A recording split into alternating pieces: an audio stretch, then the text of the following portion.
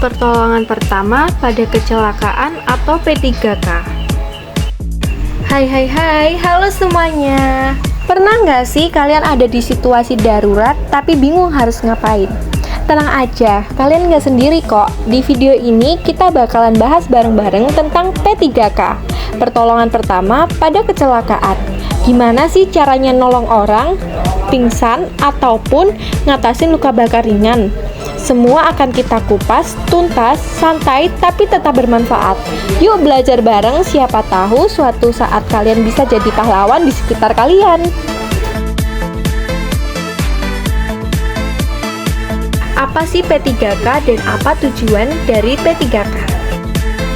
Pertolongan pertama pada kecelakaan atau P3K adalah upaya awal yang diberikan kepada orang yang mengalami cedera atau sakit mendadak sebelum mendapatkan pertolongan medis profesional.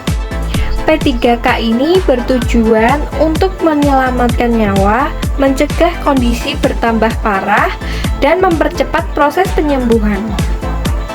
Jadi, kami akan memberikan prinsip-prinsip dasar dalam pemberian P3K. Yang pertama, tenangkan diri dan korban. Yang kedua, pastikan keselamatan diri dan lingkungan. Ketiga, periksa kondisi korban, kesadaran, pernapasan, denyut nadi. Yang keempat, lakukan tindakan sesuai kondisi korban. Yang kelima, hubungi tenaga medis atau layanan darurat jika diperlukan. Lalu bagaimana sih caranya memberikan P3K pada orang yang terkena cedera berat seperti patah tulang? Kami akan memberikan 5 cara pertolongan pertama jika seseorang mengalami cedera berat seperti patah tulang. Yang pertama, jangan menggerakkan bagian yang patah. Yang kedua, imobilisasi dengan bidai atau benda kaku. Yang ketiga, hindari menekan langsung di atas tulang yang patah.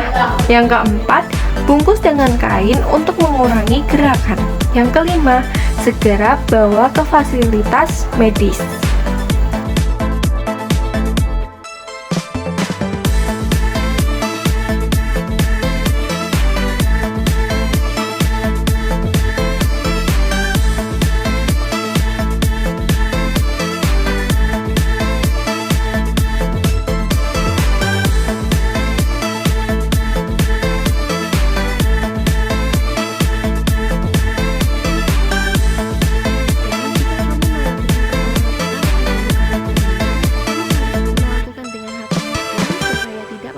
Luka dan menghindari infeksi. Untuk langkah pertama adalah mendinginkan area yang terbakar dengan air mengalir selama 10 hingga 20 menit. Hal ini dapat membantu mengurangi rasa sakit dan menghentikan proses pembakaran pada jaringan kulit. Setelah itu, hindari menyentuh atau memecahkan gelembung, luka, karena itu bisa meningkatkan risiko infeksi. Lukanya kemudian bisa ditutup dengan kasa steril atau kain bersih tanpa tekanan agar kulit tetap terlindungi.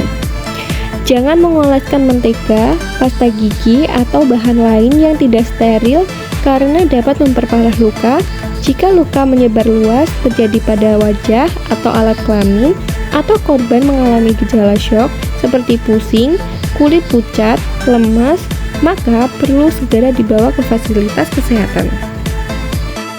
Maka dari itu, penting bagi setiap rumah, sekolah, tempat kerja, dan kendaraan untuk memiliki kotak P3K standar. Mengapa? Karena kotak P3K standar salah satu bentuk kesiapsiagaan yang sangat penting dalam menghadapi situasi darurat.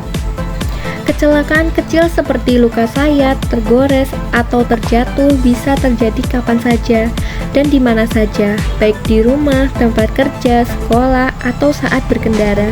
Dengan adanya P3K, pertolongan pertama bisa diberikan dengan cepat dan tepat sebelum tenaga medis datang atau korban dibawa ke fasilitas kesehatan. Nah, berikut adalah contoh isi kotak P3K standar.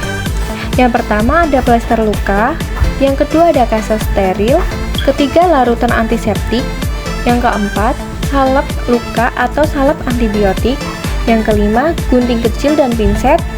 Yang keenam, sarung tangan medis sekali pakai.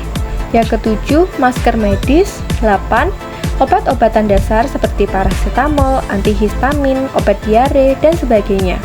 Yang kesembilan ada termometer digital. Yang ke-10, buku panduan P3K singkat.